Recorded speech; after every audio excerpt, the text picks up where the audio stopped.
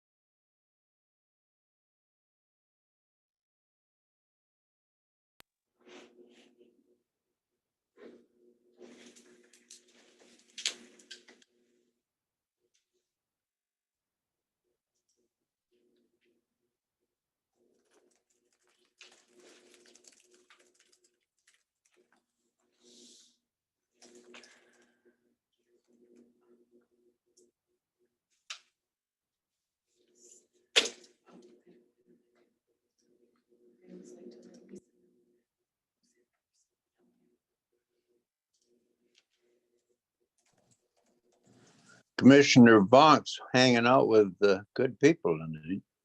I'm hanging out with the wheels tonight.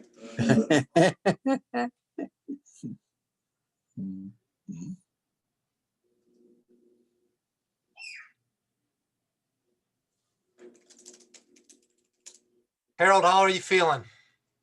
Not 100% yet. They just changed my medicine. I had a bad reaction for about a week, a rash on my body. I itched like crazy, and so they gave me something to take care of that, but that didn't do very good. So they switched me over to some other medicine, and so that's kind of been the battle. I'm getting around in that, but not easy. Excuse me. Well, it's good to see you. It's good to be seen rather than viewed, huh?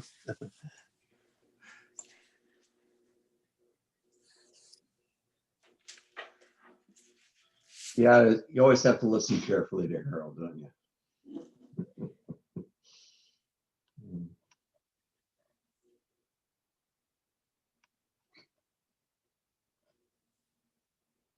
Congratulations to our clerk and to our sheriff.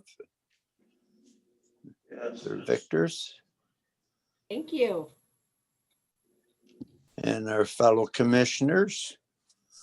It's strange for me. You know, it's been 30 years. I've been 18 times on the ballot. It's kind of strange.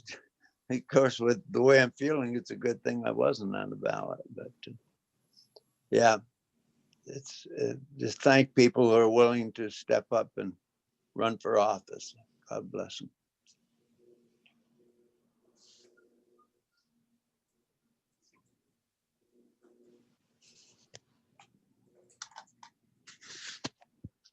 I think we all know now why they call it running for office. Yes.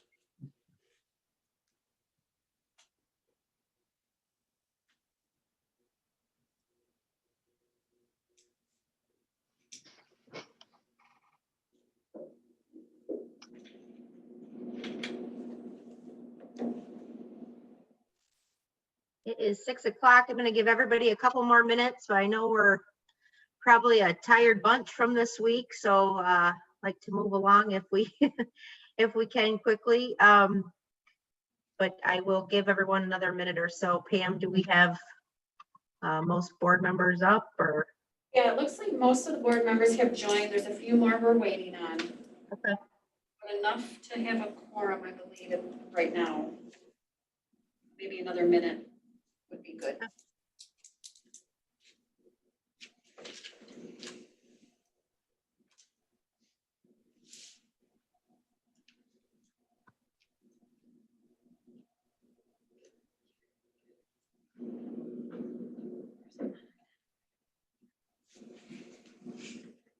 I'm hearing from a couple board members that the link isn't working on the Zoom for some reason. I had trouble with one that was scheduled earlier today too, so I don't know. Traffic out there or something. This Yeah, anyway, so quick, Let me know who those board members are. I'm hearing from Diane Jones. Hold on, I got like a whole bunch of texts. you want to send out a general to everyone, Pam, with the link so that they have it? Why don't you do it that way? Send it to everyone.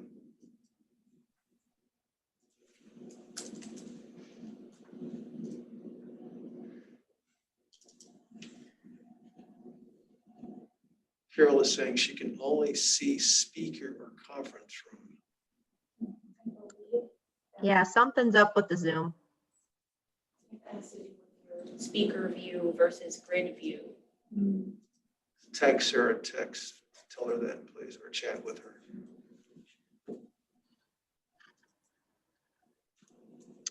All right, well, it's 6:02. I think we'll probably get these things worked out.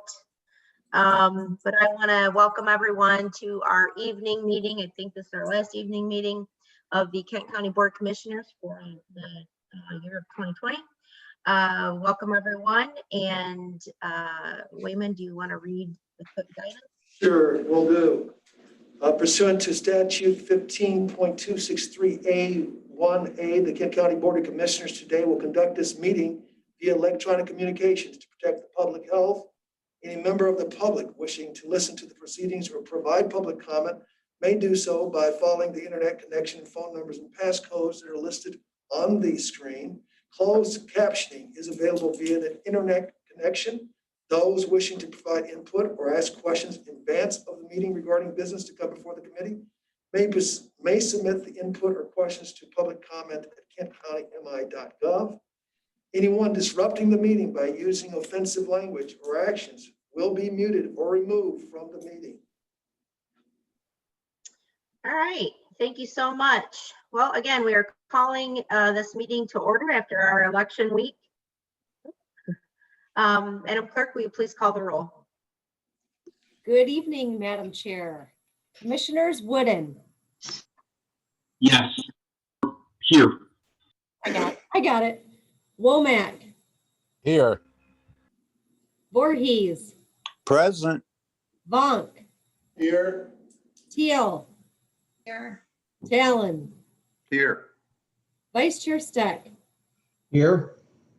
Commissioner Sparks. Present. Skaggs. Here. Onstein. Here. Morgan. Here. Melton. Present. Coleman. Here. Jones. Here. Hennessy. Here. Bulkowski. Commissioner Bulkowski. I think he was, he had called in sick earlier, but Commissioner Breavy. Here. Antor. Commissioner Antor. Chair Bolter. Here. Madam Chair, you have 17 members present, 2 absent. You have a quorum. thank you, Madam Clerk. I will now call on Commissioner Bonk for invocation. Thank you, Chair. Before I start, I'd like to read from the book of Ecclesiastes, chapter 3. There's a time for everything and a season for every action under the sun. A time to be born and a time to die. And between that is the stages of life, and what our lives are fulfilling is that time between birth and the time that the good Lord calls us home. And we are all in different stages of life. this time. Some are young, some are walking off the stage, some are excited to be on that stage. And so I will move to my invocation at this time. Our Father in God, we come before you and we thank you for this beautiful day that thou hast given us, this beautiful November day. We give thanks for the goodness shown to us each and every day, for this great land we live in, for the great freedoms that we all enjoy. I spoke tonight, Lord, from Ecclesiastes, and someplace in that stage we're living between COVID and elections, and sometimes it wears us out, but we know in the heavenlies, you're not biting your nails, and you're not worried, for you have a plan. You have a plan for this nation, you have a plan for this county, and you have a plan for this board. And so we're going to trust you with that, Lord. We'll put it in your hands so we can go to bed tonight and rest and relax, and knowing that you're in control and that you have a plan. Lord, we thank you for those that serve us in so many different ways, police and fire. They're willing to put their lives on the line for us that we may enjoy our everyday life. We thank thee all for those that are serving in the armed forces around the world, for those that are moving out in a bomber tonight in some dark mission and we don't know where they're going, but they've got a work to do. And some submarine is traveling 2,000 feet below the surface of the ocean and they're keeping us safe as well. And then there's some special forces units in some desert someplace, Lord, and then there's hundreds others in training. Lord, we thank you for each and every one of them. We thank you for those that are writing notes to their loved ones from that bunk of that battleship, or from that tent, or writing a note to their husband or to their children. We ask thy blessing on each and every one and to those that they're writing those letters to. We ask thee to be with us now. May we put our trust in you. May we put our hand in your hand and relax knowing you're in charge. All this we ask in Jesus' name, the Son of the living God. Amen. We're on to the pledge. I pledge allegiance to the flag of the United States of America and to the republic for which which stands one nation under God, indivisible, with liberty and justice for all. All right, we are on to item 5, special order of business. We have two items today. The first is the public hearing for the 2021 budget. And I'll turn it over to Wayman. Yes, good evening, Madam Chair. Good evening, audience, community, and the board tonight. It is my pleasure to present the county's 2021 annual budget. To date, the Finance and Fiscal Resources Committee of the county set the 2021 budget guidelines on May 19th of 2020. The capital improvement plan was approved by the Board of Commissioners on July 21st. The proposed budget was reviewed with the board on September the 15th and October the 20th. The dedicated millage tax levies were adopted by the Board of Commissioners on October the 22nd. And the Finance and Fiscal Resources Committee acted on the proposed budget on November the 3rd this past week. State statute requires a public hearing to be held on the budget prior to its passage. The purpose of this meeting is to provide forum for the public to review and comment on the budget. The 2020-21 budget exemplifies the county's mission and was developed with the board's strategic priorities in mind. Through responsible budgeting and thoughtful planning, Kent County government is committed to providing resources and services that provide a high quality of life for the entire community. For 2020-21, total revenues are $407.9 million. $169 million or 35% of all revenues comes from taxes, $157.7 million of which is from current property tax collections, the county's largest revenue source.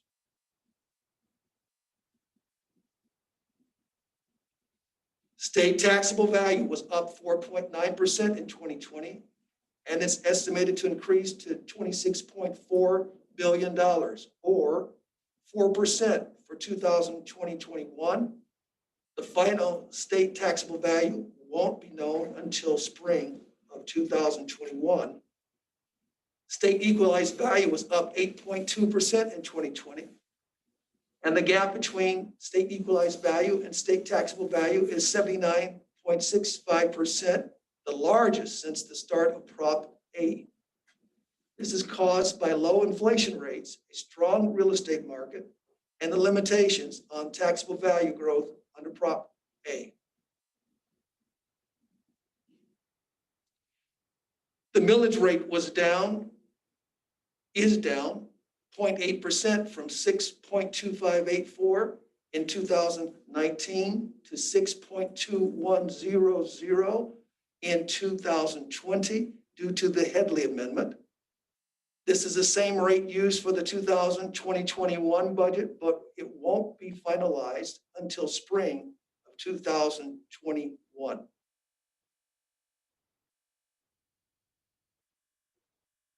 Looking at the expenditures, the all funds expenditure budget is $425.1 million, 59% of which is invested in judicial, public safety, and social services. And the total budget includes $192.3 million from the general fund budget and 1,807.1 full-time equivalent employees.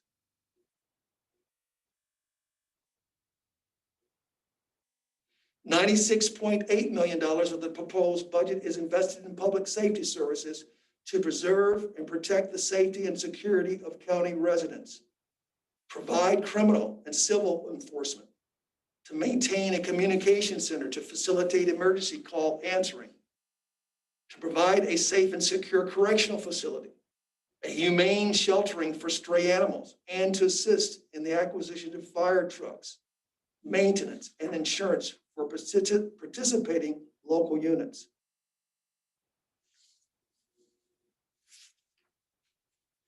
$52.2 million of the proposed budget is invested in judicial services to administer justice according to existing laws and to operate in an efficient and effective manner. Our judicial branch hears civil, criminal, appeals, probate, and traffic cases. It handles decedent estates, guardianships, conservatorships, mental health, and trust matters. It also seeks justice for all victims of crime and children in need. And it investigates and makes recommendations regarding child custody, parenting time, child support, and child medical support.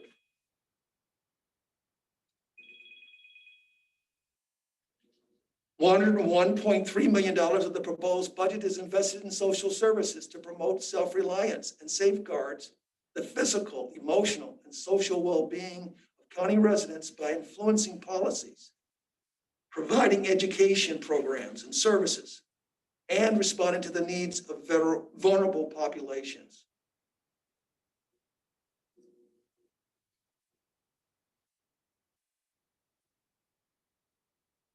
$90.1 million of the proposed budget is allocated to the general government and debt to plan, provide, and manage efficient, reliable, and innovative services to county clients so that they may effectively fulfill their mission to the public and to meet all debt obligations.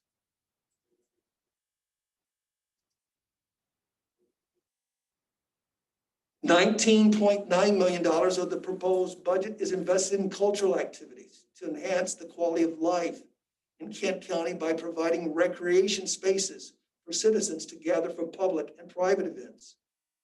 This includes weddings, company picnics, family reunions, nonprofit fundraisers, golf, and outstanding trail systems for hiking, biking, walking, and running, and a wide range of other special events that bring our community together.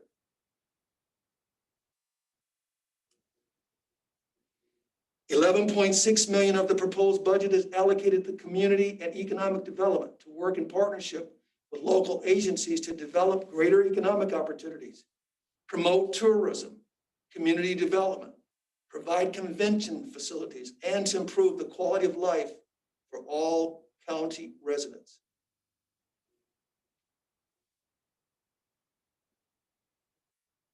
$53.2 million of the proposed budget is allocated to public works to provide stormwater drainage, solid waste and recycling services to county residents. This function helps to conserve natural resources and promote a healthy, vibrant, and sustainable community.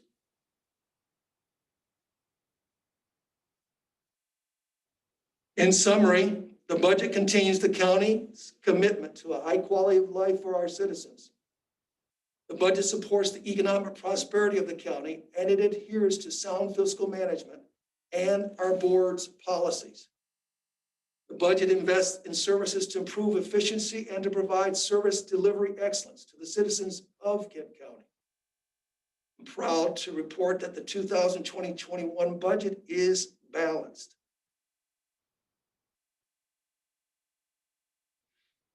So what's next? After today's public hearing on the budget, the board will be asked to act on the budget at its meeting on Thursday, November the 19th at 8:30 a.m.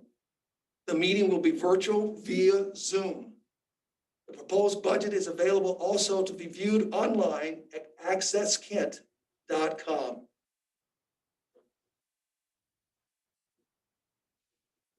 And I would like to thank the Board of Commissioners for all of their hard work and the due diligence that has been put into the review of this budget. I also want to thank all department directors for their hard work developing the budget review teams for their time and due diligence, and the Fiscal Services Department for coordinating this process. Now I would like to turn it over to Chair Boulder to open the public hearing on the budget. Thank you. Thanks, Wayman. We can definitely take questions from commissioners, but we do need to open this up for public comment first and open the official budget hearing for the 2021 budget. So that is now open. I would invite any members of the public to utilize the typical lines of communication for virtual meetings. Raise your hand. You can provide comments in chat. You can also email at publiccomment@kentcountymi.gov. So we'll give everyone a couple of minutes to do that. I don't know if we have members of the public wishing to comment on the county budget, but we will soon find out.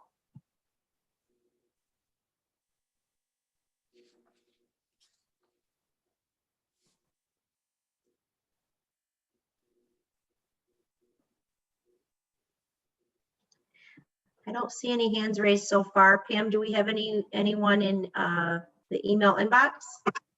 No, there are no messages in the inbox. Okay. Again, I don't see any participants raising their hand. And I don't see anything in chat.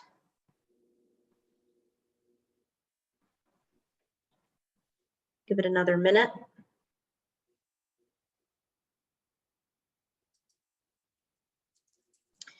And anyone wishing to comment on the budget will have their typical 3 minutes for pursuant to public comment rules.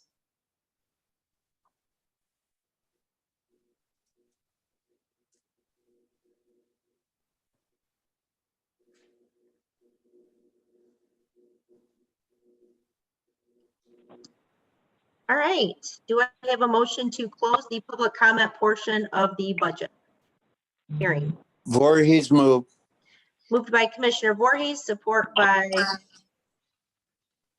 was that Carol? Do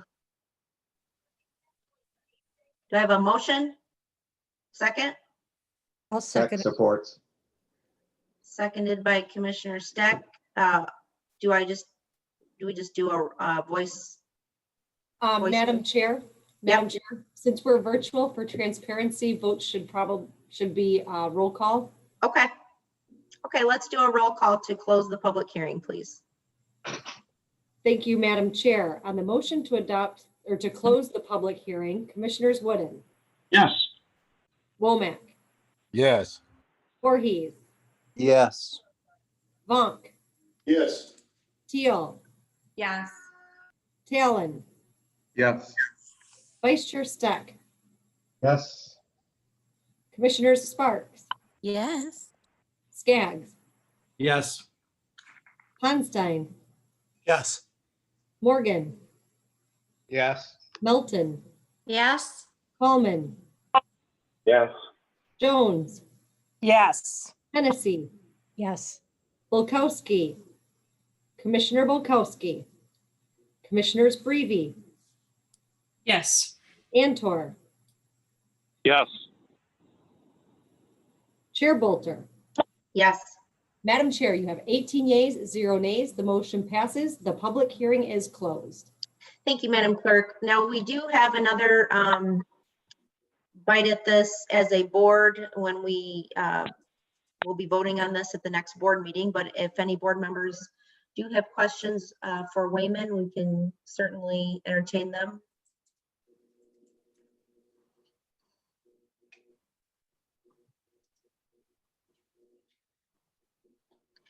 Commissioner Jones. Thank you, Chair Bolter. As Chair of the Finance Committee, I want to thank many people as well, including Commissioner Breve as Vice Chair of the Finance Committee. The Finance Committee itself, this is a process that we go through as a Finance Committee, but also an entire board. There are numerous work sessions that go through with this, and I know that the board will be looking at this down the road, but thought at the public hearing, it was good just to note what a wonderful job we're doing with there being a very smooth public hearing. So I want to thank Wayman for a great presentation and also thank all the people he also thanked. So I know it's a great big effort from every single person that we engage with that touches this. So I just wanted to thank those folks while we had a moment, and do encourage any questions to get to Wayman if there are board members who have any prior to our board meeting to look at this. Thank you. All right. Thank you, Finance Chair Jones. Commissioner Steck. Yes, thank you, Chair Bolter. As an individual who sits on the other standing committee and not on the Finance Committee, I want to thank and acknowledge the Finance Committee, and particularly Chair Jones, in the ability to open this up so that we're all able to participate, so that it's not coming to us for the first time here. We've all had plenty of opportunity to go through this and review it and give our input. So it's been a very open process, and so I want to thank her for that, and thank the chair for allowing us to do that. Thank you. Commissioner Ponstein. Thank you, Chair Bolter. My question isn't so much on the budget. It is a question for Wayman. Now that we've got a picture of what this year's budget looks like, what's your thoughts on what the budgets are going to look like 2, 3, 5 years down the line? I think we're going to have to be very careful going into 2021, 22, 23 because of what's happening with our COVID issue. Interestingly enough, I was able to meet with one of our local units today, and they were expressing concerns with their budget. The domino effect, as we know, it's about 2-3 years past the city of Grand Rapids or Wyoming. So we just need to make sure that we're careful about how we're spending and how we're making sure that we watch just what's happening and be very vigilant, because I think it could mean that receipts would be down beyond the hotel motel tax fund. So just want to be careful, make sure that we're very mindful. 2021 will be okay. 22, 23, I think, I don't know. So just Chair, if I can just quick follow up then. So Wayman, with the lame duck session coming up here soon, are there any worries from our lobbying staff that something may get through the lame duck that would affect our upcoming budget? Nothing right now that we're hearing. And I'm assuming that will stay. You know, revenue sharing was an issue that we were very concerned about, but as of right now, we've been made whole on revenue sharing. I don't suspect that under the current conditions that our legislature or our governor would do anything to undermine local units. I think that they're looking for ways in which to win in 2021, 22. So I don't suspect anything's going to be coming down. I think the state budget today, they've been very fortunate to receive CARES funding from the feds like we have, and I think they've done a good job in managing that. I don't suspect we're going to see any sidewinders coming our way. Okay, thank you. Any other questions before we move on to our TDR presentation? I don't see any hands up. Okay, we are going to welcome Suzanne Schultz with Progressive A&E to give us a presentation on TDR and housing affordability. Thank you. And I can share my screen. Yeah. Let's see here. There we go. Thank you so much for having me tonight. Just as a little prelude, when I was looking up the board agenda, I happened to come across the mission statement that Administrator Britt just read to you. And I thought that was interesting that thoughtful planning is included in the mission statement, as well as the comment about providing resources and services that promote a high quality of life for the entire community. And I think hopefully after you see this presentation that this will resonate with you as far as a way to achieve that mission and really how to work through and make sure that the strategic plan is a living document. So back in February, you had received a presentation, well, two presentations really, one on TDR and from the concept of transfer development rights and whether or not the county will grow by chance or by choice and how that's going to happen. And so Progressive, I was hired to help think through that process and look like at a baseline of conditions. And that work was predicated on past work that had occurred. There we go. My thing wasn't advancing. That in August 19, you had heard the grow by choice or by chance to maintain and preserve agriculture as a unique characteristic of the Kent County. And there's a variety of tools that both urban and rural can be used to try to achieve that. But really, as the county grows, we know we're growing. How do we do that in a way that makes sense? And if agriculture is a value of the community, that it continues to be preserved. You also heard from Sandra Gostin Jones in February about housing affordability and availability. And that presentation talked about the housing supply, housing costs are rising, incomes not, market prices, and just the demand from population increase that's experiencing in Kent County. And of course, you have your strategic plan. So when we look from the county's perspective on the initiatives that you currently have and the work that you've already done in thinking about the future and how we grow, there's other parts outside of Kent County as an organization that are also thinking similarly. So Housing Next, it was a group, Ryan Kilpatrick, some of you may know, he presented to the Chamber of Commerce as well as to the City of Grand Rapids, talking about housing supply, disparities in housing and home ownership, and price increases in neighborhoods. And he's been thinking about this.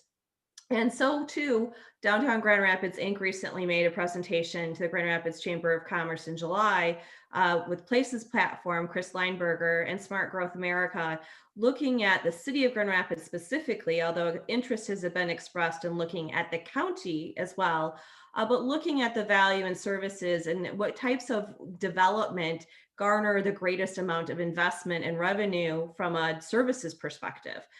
So they're looking at land yields and other things. So you've got these kind of things orbiting. And when we think about transfer development rights, you have agriculture on the left of this image and development on the right. But then around it, we have the transfer development rights conversation, housing affordability and supply, and this place-based economic study that Lineberger's undertaken. And all of these pieces are related to one another. If we think about development in general, it has an impact on roads. So you're thinking of the road commission. It has impacts on calls for service. Think about your sheriff. Increases in asphalt and rooftop, which affects stormwater and the drain commission. public and private utilities, which the health department gets involved, loss of green space and parks or demand for parks and your parks department. And just the demand for new and larger facilities as the population increases, expectation rises. And so all of the tendrils of the budget that you just reviewed are really related to kind of this paradigm and this interconnected pieces of how all these things work together.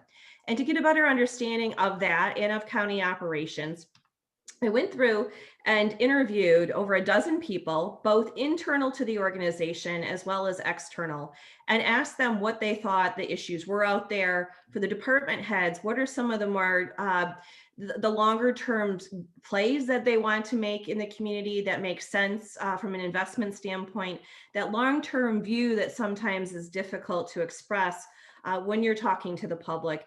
And so there were things that came out of that discussion. But you also have COVID-related impacts, such as the huge need now and recognized issues for broadband, for example, for telemed visits, schooling, and work.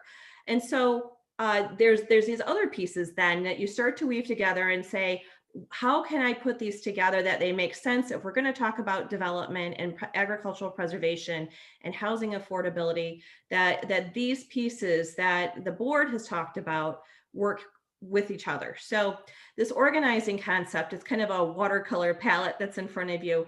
But if you think of this in terms of the columns being pillars, and to the left of the rows being have these cross-cutting themes. So they transcend through all of the 5 pillars that you see of farmland and open space, land use, environment, infrastructure, and economy. And then the cross-cutting themes of collaboration and partnership, diversity, equity, and inclusion, fiscal responsibility, healthy and resilient, and quality of life. So these things are all interrelated. And what we did is then took that information and those themes that rose up between the internal and external interviews, past planning efforts, your strategic plan, and started to kind of coalesce them into these themes of the farmland and open space, natural features, parks and food access, land use, residential, commercial, industrial, and so on. And it recognized who could be potential partners, both external and internal. So if, for example, if you talk about farmland and open space, how is the Parks Foundation involved, or the Farm Bureau? Internal, you already have the Agricultural Preservation Board and the Drain Commission. So how do all of these components work together to be able to have a robust discussion, but understand that these aren't islands unto themselves, they're interrelated. And so the other ones, the environment talks about contamination and wells and septic, infrastructure brings in that broadband discussion, stormwater, asset management, and energy, and economy, prosperity, mobility, workforce development, access, opportunity, and education. And so those pillars then relate to those cross-cutting themes we already identified. And the bullets below each of the colored headings, which are the themes, are pulled directly from your strategic plan. And so it really starts to show how we can align all of these things together in a comprehensive way. As we think about that context setting them, the idea is really the planning piece, right? How can we be proactive rather than reactive in the positioning when you look at your finances, how you're going to do service delivery, what are those long-term investments and policy decisions that need to be made by the county board and the community to really serve everyone that that's involved. And I think what's interesting to note is that the county is really at a different scale. You work with all of the local jurisdictions and they're all involved and they have local land use control. So if you see land use up there and you say we don't have control over that, that's true. But no one has been facilitating a regional land use discussion. And those things, especially when you talk about housing affordability, for example, my time at the city of Grand Rapids, I quickly, when you're looking at best practices and you're trying to understand those, if you look at housing affordability as a great example, you realize that the best case studies are not where one community did something. It's where a region did something, a county did something with multiple communities. And we're at of a scale where it's really demanding, given the growth that's happening in Kent County, that something else needs to be done.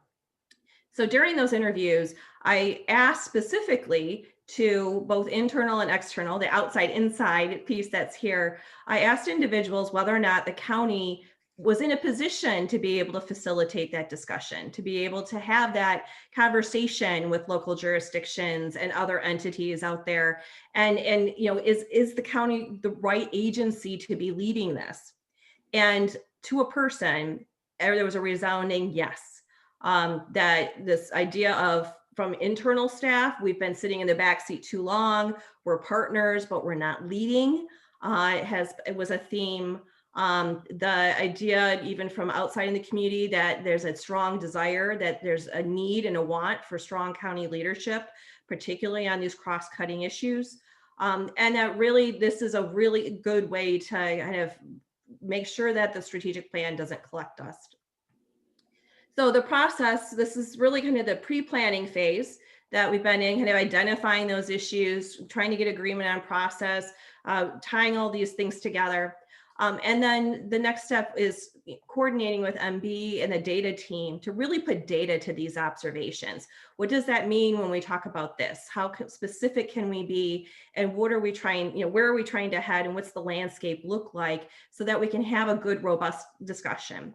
And then it moves into a preferred growth scenario. What happens if we don't do anything? I mean, we could go through a planning effort and say, nope, we're not going to do anything, but at least we know what the consequences might be of a do nothing scenario, rather than kind of go blindly into it as we continue to grow as a community and maybe make some really poor decisions that we could have been more efficient. We could have used better resources in different ways. And so that then gets us to the policy and strategy phase, developing an action plan for implementation, adopting it, and then implementing it. And all those groups, the external, internal groups that were identified by theme, those are the implementation mechanisms. So the goal is bringing in others and bringing them along. The county isn't doing all the heavy lifting. The county isn't responsible for all of it. The idea is to facilitate that discussion so we all know which direction we're headed, and we're headed in the same way, using our resources most wisely. And the last slide here is just showing leveraging and some possibilities for leveraging. I mentioned those 2 studies that were already out there that were presented to the Grand Rapids Chamber. But you also have internal organizations or internal enterprise zones or enterprise entities that you can leverage those relationships and the work that they've already done in different ways, as well as the millage recipients and the philanthropic community. So that is the presentation. I almost ended exactly at 10 minutes for Wayman. Questions or not?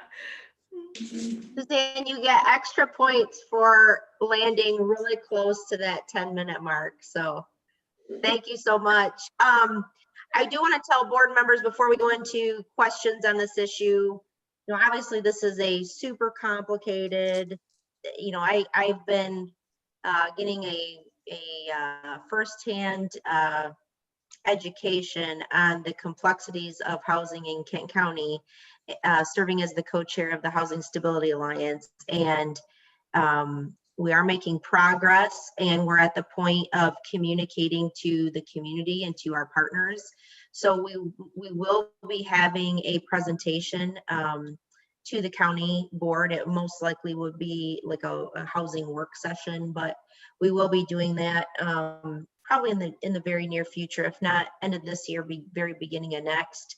So I do want to let you know that that's coming, and it's really eye-opening in terms of, you know, going all the way from, you know, sheltering to housing by choice and what we need to do as a community. So very interesting stuff, and that's more to come. So with that, it looks like no surprise, Commissioner Woodard has a question for you, Suzanne. Thank you, Madam Chair. My question was, sorry. Pam, we're getting some feedback in the audio. Can you make sure everyone's muted except for Commissioner Wooden? Sure. Thank you, Madam Chair. Very excited to see this presentation and to see the timeline that we're going to be working on. Chair Bolster was right not to be surprised that I'd have a few questions. In some of your preliminary assessment, I appreciated seeing the the flow chart of connecting, preserving vital agricultural land and how that relates to our regional economy, as well as finding ways to increase housing supply so that we can create more options for housing and impact housing affordability. Has there been any look into how that TDR model can also be used more directly to preserve housing affordability? I know that there are some communities, I think Arlington County actually has a TDR model that is specifically for housing affordability. The idea that by preserving what's called naturally occurring affordable homes, essentially transferring the development rights between naturally occurring affordable homes to facilitate higher density development in certain areas of the county.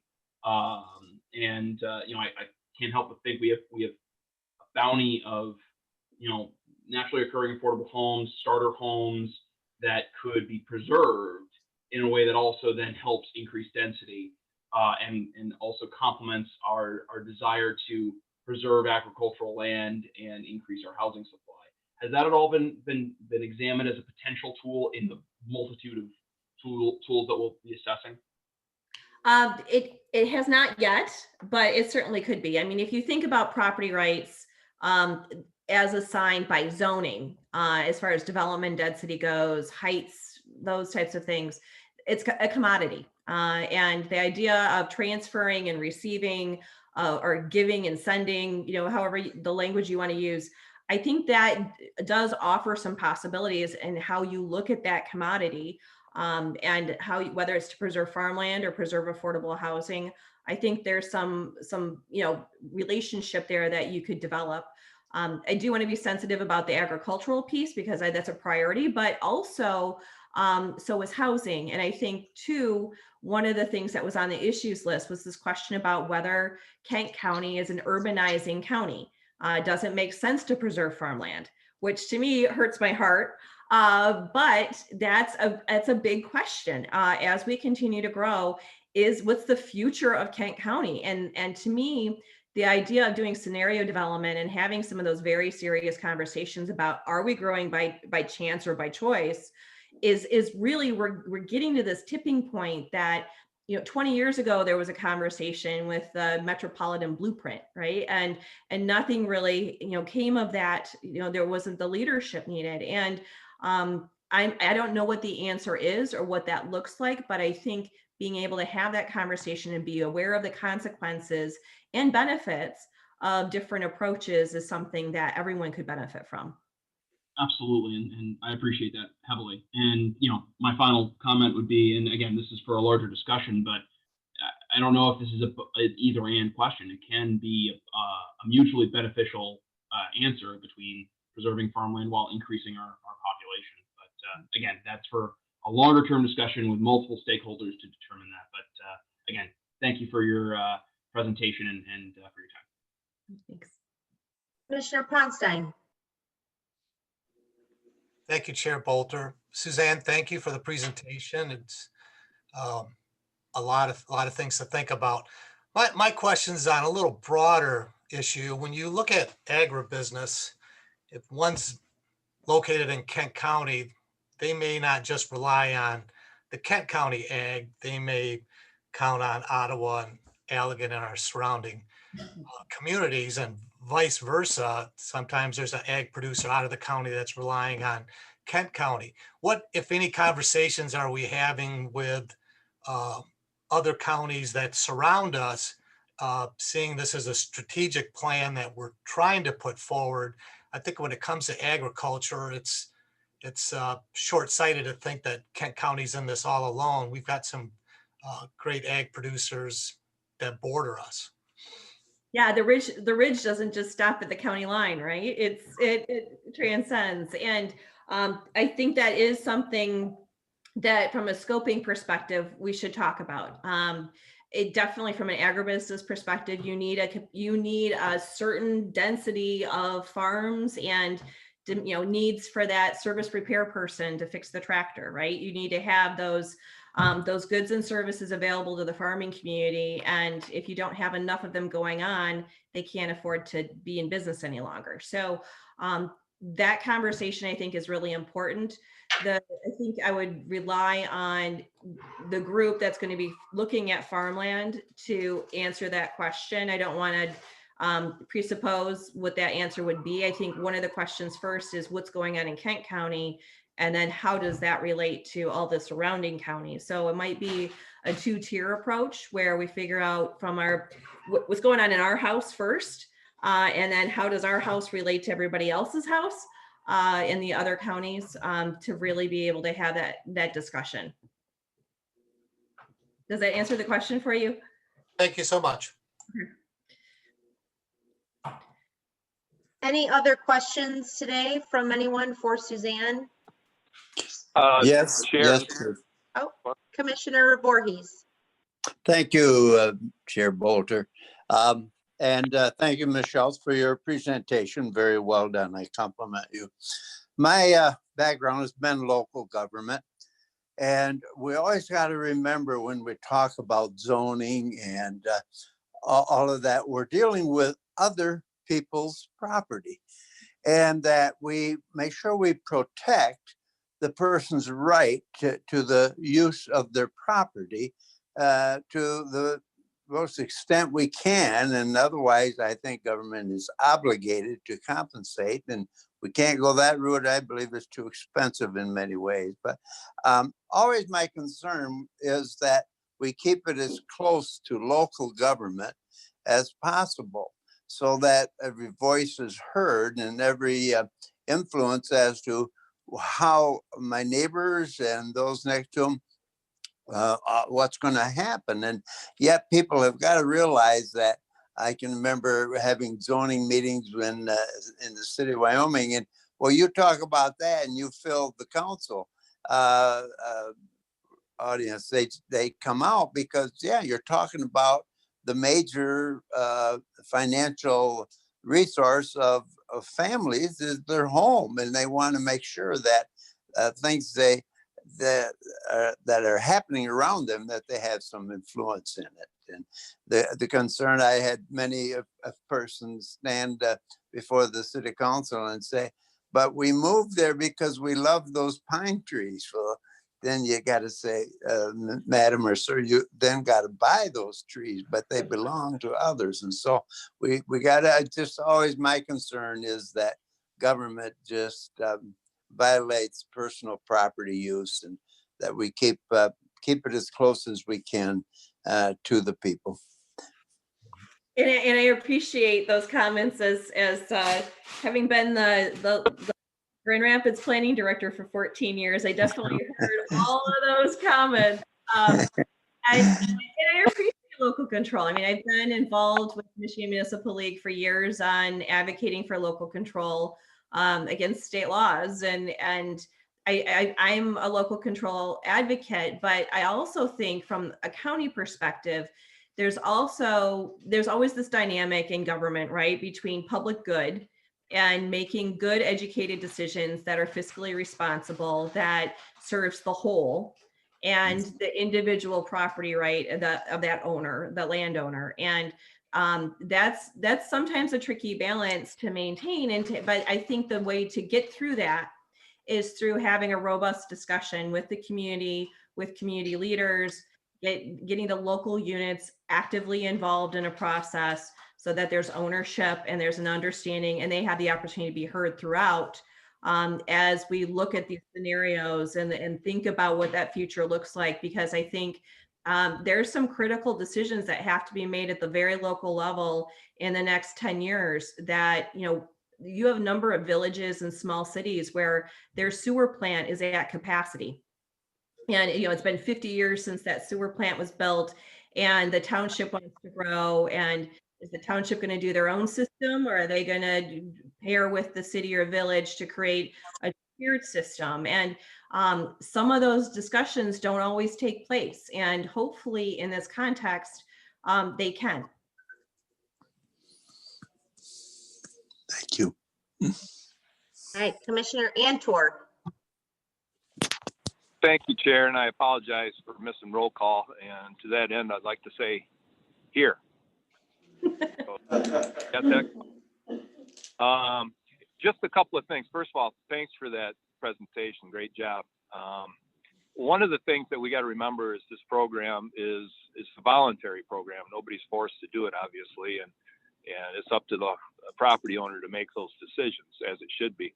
No one's forced into it. But if we wanted to do something that's going to be an incredible economic engine for this area, and also outstanding opportunity for quality of life for generations, and a boom for real estate and home building, you protect the farmland. Because what do they always talk about? Location, location, location. And where are the areas that people want to go to? Well, if you look at some of the latest surveys, they're all areas that have programs protecting farmland, because people like the thought of it. I've been out to Pennsylvania twice. I totally understand it now. They're booming. They are absolutely killing it. Not only that, their city of Lancaster is their infrastructure, their schools, they're knocking it out of the park. They're grading out better than we do. Everything is better. And now you may doubt that, you may think this is hyperbole, but you got to get out there and look at it. This is good for builders. The builders and the realtors, they did not like the idea of farmland preservation when it started it out there. They all fought it. Now they love it. Why? There's such a demand to live there. First of all, houses, when they're on the market, they sell right away for top dollar. Plus, they're building out there. You got to keep building, and they're building what they call urban growth areas that makes the most sense around infrastructure, trying to eliminate septic systems and all that goes along with that. So there's a million reasons to do this. If I had a magic wand, I would protect all the farmland in Kent County. It would be the best economic decision we could ever make for our future. And again, if you're in that program, you protected your farmland. It doesn't mean that your kids can't sell the farm. That's the argument I hear all the time. They're hamstrung. They can't sell it. They certainly can sell it. They can sell it to another farmer. And but I tell you what, if you sell a house on the open market, that's it. It's sold. It's gone forever. So this is a great opportunity for farmers once they understand it. And it's a great program. And like I say, I would wave that magic wand if I had it, protect all the farmland, because that's where people want to go and live. And we can get into the demographics. We can get into all the reasons why people like that type of area. Lancaster is extremely diverse, even more diverse than we are, if you can believe that. And a lot of people won't probably, but if you look at the demographics of their schools, they're more diverse than we are, and their grades are way higher than our grades here in the Grand Rapids Public Schools. So that's all I'd like to say. Thank you for the opportunity, and I appreciate. I'm sorry I was late for the meeting. Commissioner Steck and then Jones. Right. Thank you, Chair Bolter. Again, my apologies. My audio is going in and out, so I think the problem is I don't hear myself talk, but maybe that's better, huh? At any rate, thank you, Susan, for the presentation. Certainly some of the conversations that you discuss simply have to be regional, just by their nature. They aren't effective unless they're regional. But at the same time, I think it's critical to understand that by regional, it can't be exclusive to the local zoning. They have to be engaged in these conversations from the very beginning, or it becomes a we-they sort of divergence, and that's not effective at all. So I certainly appreciate that you see that, you're expressing that, and that we are sensitive as we go forward with this conversation, that we do engage the folks that need to be involved in it. So thank you again. Commissioner Jones. Thank you, Chair Bolter. I am really excited to have a solid deliverable as this continues to develop from the strategic planning session. And the process for this, I think, is spot on. So I'm very excited to watch this develop further and have more conversations and have this be much more thoughtful. So I appreciate this being a special order of business tonight and am looking forward to it continuing. Thank you. Okay, I don't see any other hands. Am I missing anyone?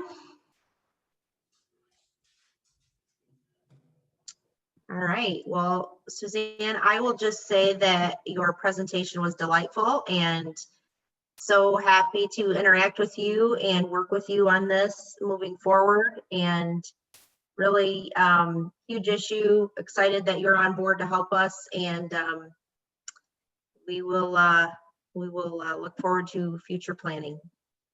Thank you. Thank you so much. I am just absolutely super excited about this work. Super passionate about it. So I am just thrilled to be able to have the honor of serving all of you. That's what we want, is super thrilled and passionate people. So thank you so much and appreciate your presentation tonight. Thank you so much. Thank you. All right, we are on to item 6 on our agenda, public comment related to the agenda. We will give everyone a minute or so. We have public comment at kentcountymi.gov as well. You can raise your hand. Lots of public comment today. Opportunities. Don't see any hands.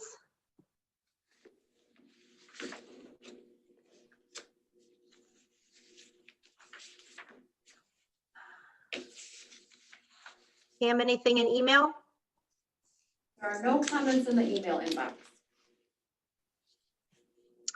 All right, we're going to move on to consent agenda, item 7. I will call on Commissioner Vaughn for a motion.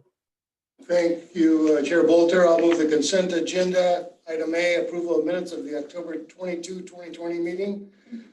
Item B, October 20, 2020 Finance Committee meeting, reports of claims and allowances. Item C, resolution 113 of today's date, 2020 through 2021 Kent County Traffic Enforcement Grant from the Michigan Office of Highway Safety and Planning from the Sheriff's Department.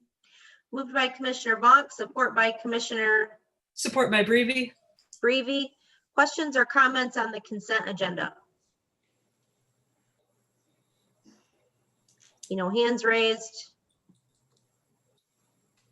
All right, Madam Clerk, please call the roll. Thank you, Madam Chair. On the motion to adopt the consent agenda, Commissioners Wooden, Yes. Womack, Yes. Voorhees, Yes. Vonk, Yes. Keel, Yes. Fallon, Yes. Vice Chair Steck, Yes. Commissioners Sparks, Commissioner Sparks, Yes. Commissioners Skaggs, Yes. Ponstein, Yes. Morgan, Yes. Melton, Yes. Coleman, Yes. Jones, Yes. Hennessy, Yes. Bulkowski, Commissioner Bulkowski, Commissioners Brevy, Yes. Antor, Yes. Chair Bolter. Yes. Madam Chair, you have 18 yeas, 0 nays. The motion passes. The consent agenda is adopted. Thank you, Madam Clerk. We are on to agenda item 8, resolutions, and I will call on Commissioner Hennessy. Thank you. I move resolution 114.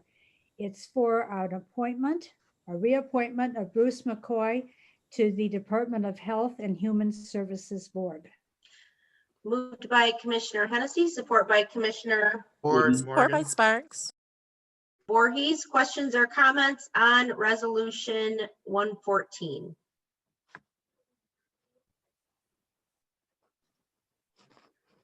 Commissioner Wooden. No question, just a comment. I've had the privilege of working with Mr. McCoy previously on the Housing Appeals Board and couldn't think of a better person to reappoint in this moment. So just very glad to see that Mr. McCoy is continuing his service. Great. Any other questions or comments? Seeing none, this is a roll call. Madam Clerk, please call the roll. Thank you, Madam Chair. On the motion to adopt resolution 11-5-20-114, Commissioners Wooden, Yes. Womack, Yes. Voorhees, Yes. Vonk, Yes. Keel, Yes. Talon, Yes. Vice Chair Steck, Yes. Commissioner Sparks, Yes. Skaggs, Yep. Ponstein, Yes. Morgan, Yes. Melton, Yes. Coleman, Commissioners Jones, Yes. Hennessy, Yes. Bulkowski, Commissioner Bulkowski, Commissioners Brevy, Yes. Antor, Commissioner Antor, Chair Bolter, Yes. Can we go back one more time, Commissioner Antor? Yeah, I apologize. Yes. Thank you. Madam Chair, you have 18 yeas, 0 nays. The motion passes. Resolution 11-520-114 is adopted. Thank you, Madam Clerk. We're on to 8B, and I'll call on again Commissioner Hennessy. I move Resolution 115. It adds one division director position to the Kent County Animal Shelter. And it is a director's position to lead that agency. Moved by Commissioner Hennessy, support by Commissioner Ponstein. Questions or comments on Resolution 115?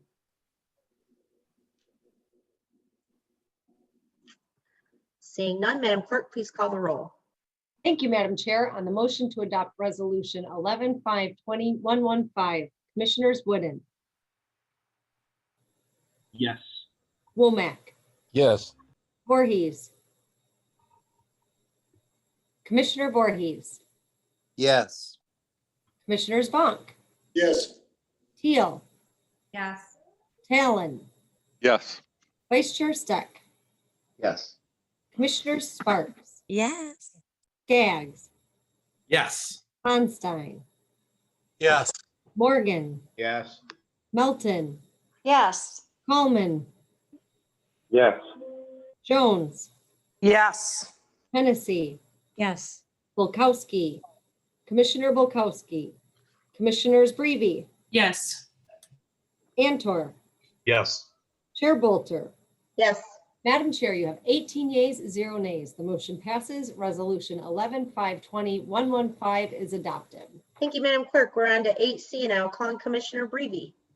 Thank you, Chair Bolter. I move Resolution 116 of today's date, Network 180 Mental Health Diversion Council Grant for the Mental Health Crisis Center from the Health Department. Moved by Commissioner Breve, support by Commissioner Steck supports. Steck. Questions or comments on this item? Commissioner Steck. Yes, thank you, Chair Bolter. This is a critical part in this process that has been going on now for at least 3 years in moving us to a really comprehensive, capable, and complete crisis response system. And it's unfortunate that it has been bogged down a bit in the COVID pandemic concerns and issues, but inevitably that did happen. So I think that is the essential need why we need to put some additional funds into this and working with Tri-West. But I understand it, and I think that the last thing we want to do is have that process delayed any further. So I strongly encourage moving ahead with this. Any other questions or comments on Resolution 116 tonight? I don't see any other hands. Madam Clerk, please call the roll. Thank you, Madam Chair. On the motion to adopt Resolution 11-520-116, Commissioners Wooden, Yes. Womack, Yes. Voorhees, Yes. Bonk, Yes. Teal, Yes. Talon, Yes. Vice Chair Steck, Yes. Commissioner Sparks, Yes. Skaggs, Yes. Onstein, Yes. Morgan, Yes. Melton, Yes. Coleman, Yes. Jones, Yes. Hennessy, Yes. Bulkowski, Commissioner Bulkowski, Commissioners Breve, Yes. Antor, Commissioner Antor, Yes. and Chair Bolter. Madam Chair. Yes. Can you hear me?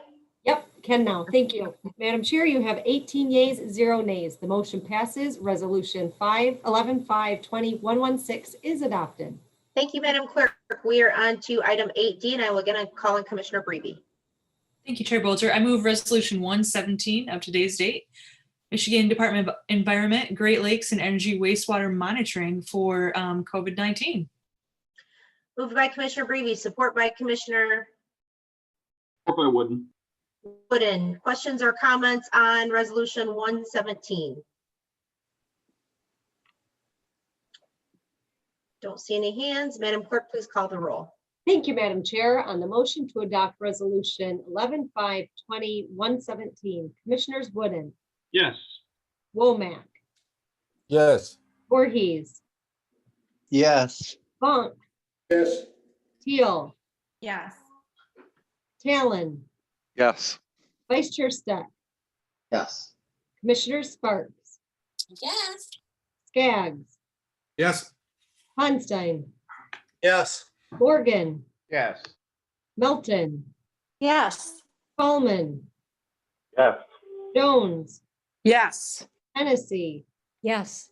Bulkowski, Commissioner Bulkowski, Commissioners Breve, Yes. Antor, Yes. Chair Bolter. Yes. Madam Chair, you have 18 yeas, 0 nays. The motion passes. Resolution 11-5-20-117 is adopted. Great. Thank you very much. We are on to resolution 8E, and I will call on Commissioner Wooden. Thank you, Madam Chair. I move adoption of Resolution 118 of today's date. It is to accept 2020 Coronavirus Relief Fund Emergency Services or relief funds for emergency services, and it comes to us from Kent County Community Action. Support by Pottstein. Moved by Commissioner Wooden, support by Commissioner Pottstein. Questions or comments on this resolution? Commissioner Steck. Thank you, Chair Bolter. I'm sure that this is not the only funding that we have approved for these particular services. I think Susan is on the call here. How much do we cumulatively have now available for this type of service? For the homeless prevention, we're putting this funding into the homeless prevention. And so we have, through the Department of Health and Human Services, we have about $1 million. Susan, could you, I don't know if there's a bad connection or not, but your voice really was garbled. I don't know if you could try a different way to communicate that.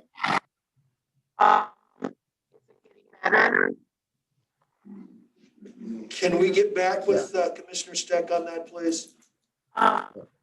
Yeah, maybe you can comment on that. Thank you. I sit on a board with her, so I know that's not her voice. But. Can you hear me now? No. No. Any other questions or comments on this resolution? All right, seeing none, Madam Clerk, please call the roll. Thank you, Madam Chair. On the motion to adopt resolution 11-5-20-118, Commissioners Wooden, Yes. Womack, Yes. Voorhees, Yes. Funk, Yes. Teal, Yes. Talon, Yes. Vice Chair Steck, Yes. Commissioners Sparks, Commissioner Sparks, Commissioners Skaggs, Yes. Commissioners Ponstein, Yes. Morgan, Yes. Melton, Yes. Coleman, Yes. Jones, Yes. Hennessy, Yes. Bulkowski, Commissioner Bulkowski, Commissioners Breve, Yes. Antor, Yes. Chair Bolter. Yes. Madam Chair, you have 18 yeas, 0 nays. The motion passes. Resolution 11-5-20-118 is adopted. Thank you, Madam Clerk. We are on to item 8F of our agenda, and I'll call on Commissioner Jones since Commissioner Bulkowski is absent today. Thank you, Chair Bolter. I would like to move 11-5-20-119, which is the 2020 Coronavirus Relief Fund Digital Divide from Kent County Community Action. Moved by Commissioner Jones, support by Commissioner Support by Breve. Breve. Questions or comments on this resolution? Seeing none, Madam Clerk, please call the roll. Thank you, Madam Chair. On the motion to adopt Resolution 11-5-20-119, Commissioners Wooden, Roger. Womack, Yes. Voorhees, Yes. Funk, Yes.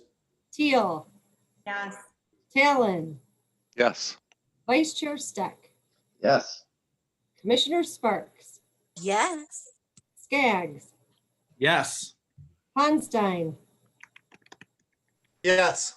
Morgan, Yes. Melton, Yes. Coleman, Yes. Jones, Yes. Hennessy, Yes. Bulkowski, Commissioner Bulkowski, Commissioners Brevy, Yes. Antor, Yes. Chair Bolter. Yes. Madam Chair, you have 18 yeas, 0 nays. The motion passes. Resolution 11-520-119 is adopted. Thank you, Madam Clerk. We are on the last resolution of the evening, Resolution 8G, and I will call on Commissioner Antor. Thank you, Chair. I'd like to move Resolution 120 at today's date, County Veteran Services Fund Grant Agreement through the Kent County Veteran Services. Moved by Commissioner Antor, support by Commissioner Ponstein. Questions or comments on Resolution 120? Oh, rank on a bid.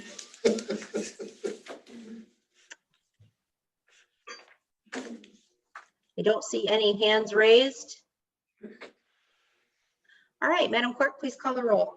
Thank you, Madam Chair. On the motion to adopt Resolution 11-520-120, Commissioners Wooden, Yes. Womack, Yes. Voorhees, Yes. Vonk, Yes. Teal, Yes. Talon, Yes. Vice Chair Steck, Yes. Commissioner Sparks, Yes. Skaggs, Commissioner Skaggs,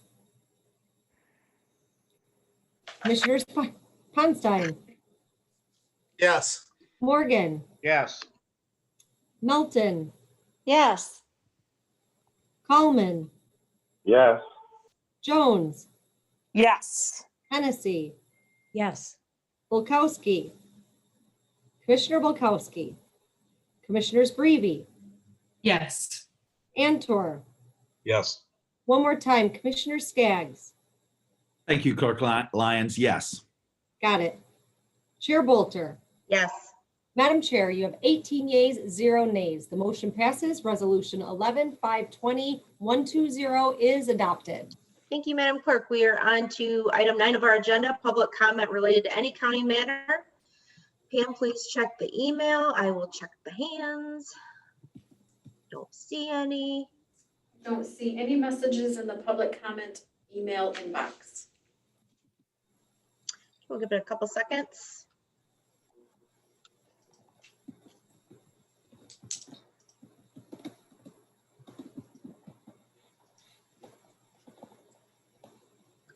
All right, I don't see any public comment hands or emails, so we will move on to official commissioner reports today, item 10 of our agenda. Do we have any reports from commissioners today?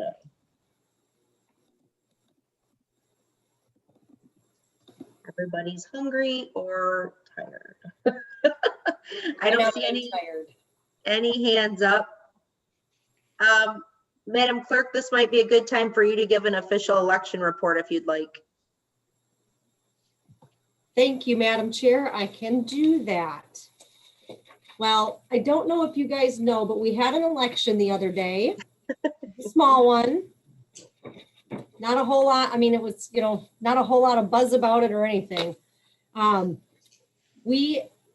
can honestly tell you that this is my 13th election, I believe, as clerk. And by and large, it was clearly the largest one, but it was just as successful, just as smooth as any election we've had in my tenure here. It was a great day. The day was great. The voters were patient. They were in a good mood. It was just I think the weather may have played into that a little bit.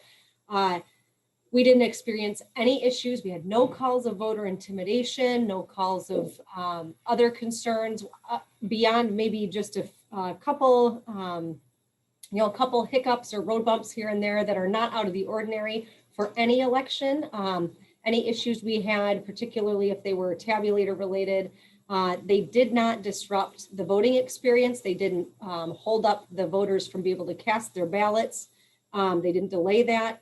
and they were remedied very quickly. So all in all, I was just really, really pleased with the election. Our local city and township clerks brought their A games and just met this challenging time head on. And our election workers were great. It was just, I think Tuesday, and what I think a lot of the media was warning about tension and things like that. I really believe that Tuesday ended up being a celebration of America and what makes this country so great, and how what a privilege it is to exercise your right to vote. So election 2020 went very well.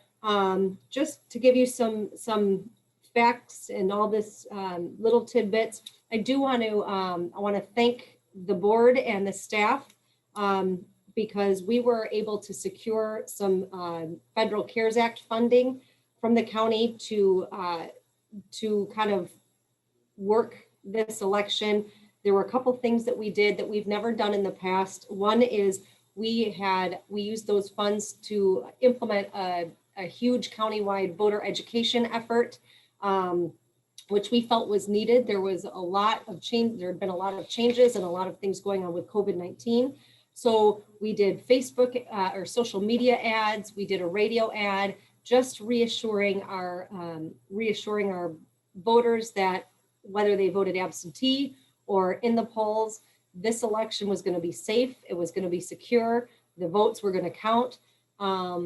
And we think that was very effective. We also talked about different ways to how to vote, how to cast your ballot in the precincts, all the information they needed for absentee voting, how to return those ballots, what they needed to do to vote safely in the polls on election day. And finally, there was a little tidbit of, hey, we gave them plenty of warning. It was going to take a long time to count votes on election night. And so we just reminded people to be patient.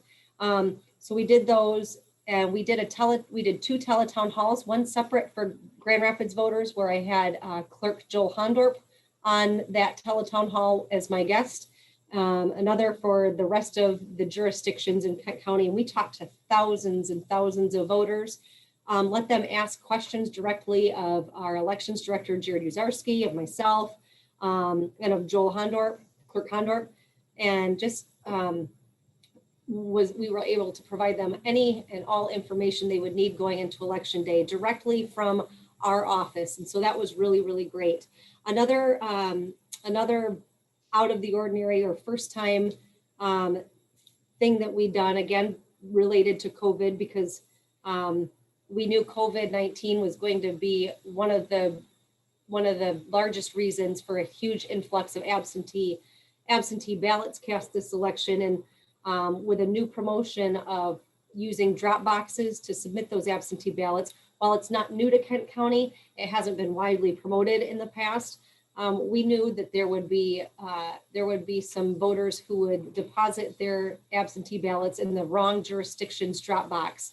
And normally when that happens on election day, our clerks or their staff in the cities and the townships will get those ballots delivered to the correct jurisdiction so those votes can be counted.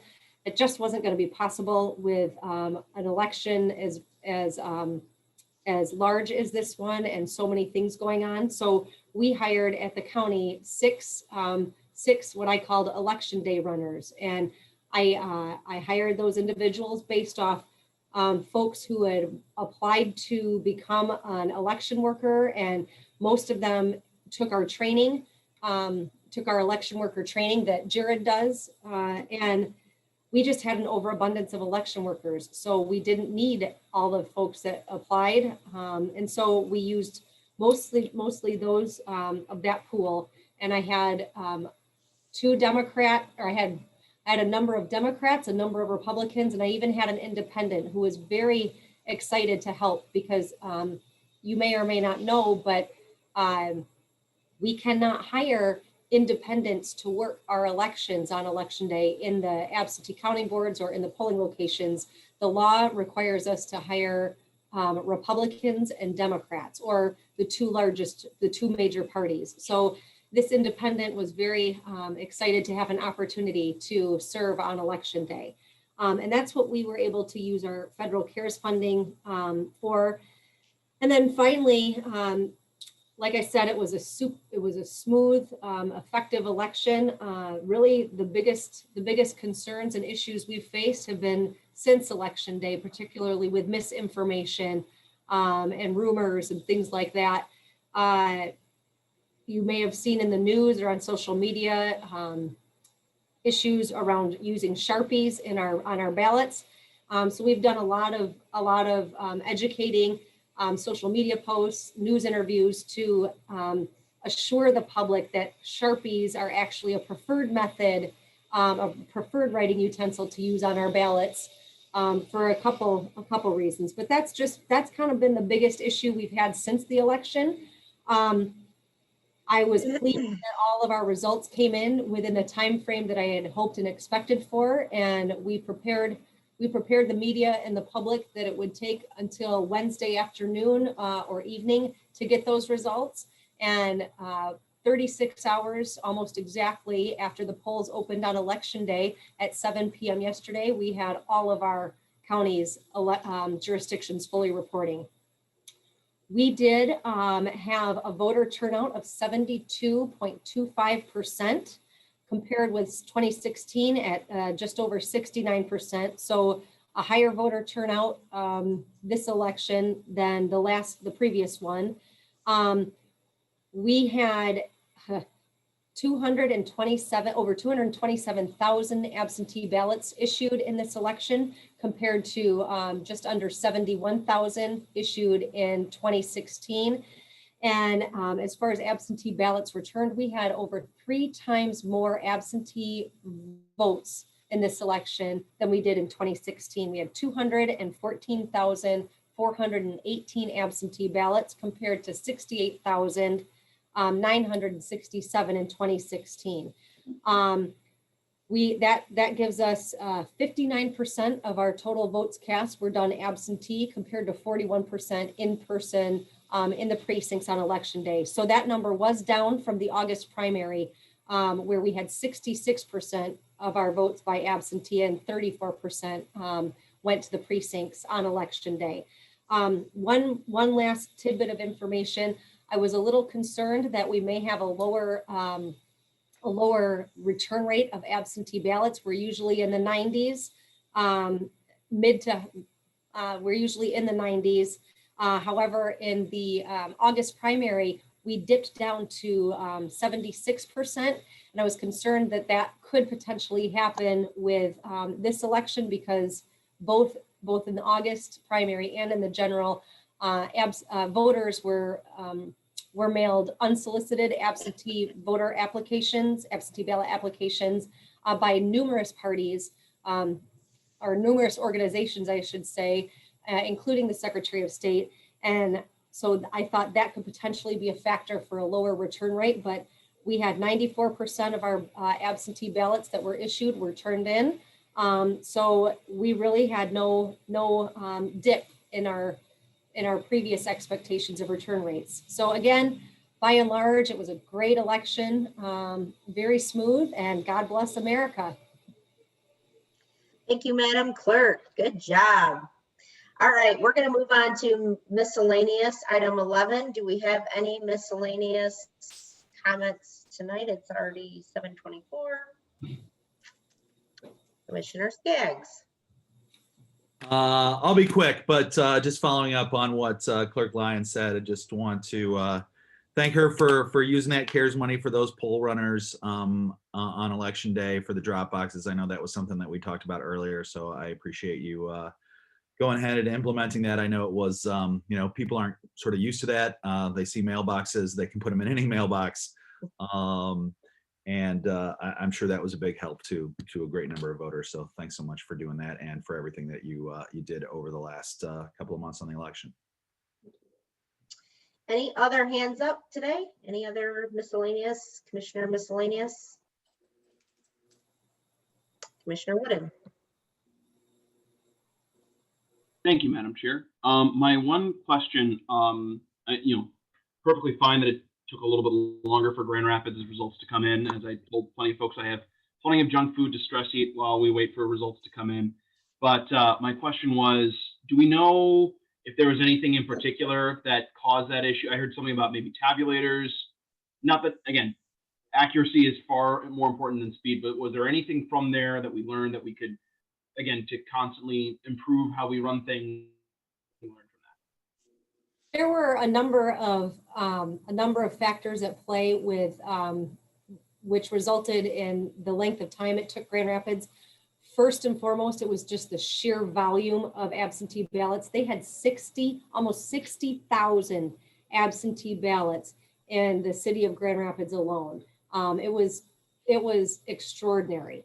So the sheer number was probably the biggest component. There were some issues with the tabulators. Essentially, they would count the ballots and put that count in the scanner, and the hand count and the scanner number wouldn't match up. The tabulators needed to be tweaked, so we called the manufacturer out. They came out and had to tweak those tabulators because they were grabbing more than one ballot at a time. Sometimes that has to do with environmental factors, and other times it's just the equipment needs to be adjusted. So that played a factor into it as well. Grand Rapids and a lot of our other jurisdictions are now starting to do in our absentee counting boards. It's called adjudication, where if there are any, when the ballots go into the scanner and there's any ambiguity or question about that ballot, the scanner will stop. And then in the past, we've had a Republican and a Democrat look at that ballot and agree together as to what the intent of that vote was, to make sure that that ballot could then be put through the scanner. And this, technology is changing. And so now we do use this adjudication software where they don't have to do it by hand, but the Republican and the Democrat sit at the adjudication, and everyone that stops, they look on the screen and they again agree together whether or not that mark there on the ballot was a vote or not a vote, things like that. So that did take longer because it was newer, and the machines can be sometimes sensitive to pick up marks that otherwise wouldn't, but by and large it worked. And then the final factor was that we have never had, to my knowledge, challengers inside the absentee counting boards in the past. Election challengers, poll challengers are an important part of our transparency. They play an integral role in, protecting people's right to vote and making sure no voter was disenfranchised, and ensuring the integrity of the election. So they play a major part, but there just hasn't been a focus on absentee counting boards. And although this is the first election where every single one of our jurisdictions has an absentee counting board, so we have those challengers there, and there was no problem. They didn't create an issue or a disruption or anything, but it was something new, and really kind of the process kind of had to be figured out a little bit. So those factors really were in play. But like I said, the biggest one is that they had an extraordinary amount of absentee ballots to count. All right, any other commissioner miscellaneous before we adjourn? Don't see any hands raised. I just want to again really congratulate our awesome county clerk, and she clearly did a great job. She clearly knows her stuff. And I want to also really congratulate Joel Hondorp at the city. I think Joel, I've known Joel a long time, and he looked very tired and was working really hard. So, and then I also want to congratulate all of our local clerks and all of our election workers and all of our voters for being really patient and getting through this. And we had a great process in Kent County. No surprise. We sure did. And thank you, Madam Chair, for that. I'd be remiss if I didn't really highlight Jared Uzarski. Kent County has the best elections director in Michigan and probably in the nation. He does a great job. And he worked tirelessly a lot. And Rob McCumber, my chief deputy clerk, was there working tirelessly as well. And Erin Norton, she is on our elections team. And then we also have a new election staff person, Holly Hoffman. She started Monday.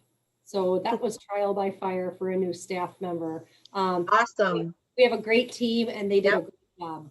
Yep. Thank you so much for all the great work. And with that, do I have a motion from Commissioner Vaughn to adjourn? Thank you, Chair Bolter. I'll move to, subject to the call of the chair, to Thursday, November 19th, 2020 at 8:30 a.m. for an official meeting. Moved by Commissioner Vaughn, support by Commissioner Melton. Melton. All in favor, say aye. Aye. Aye. Adjourned. Thank you, everyone. Thank you.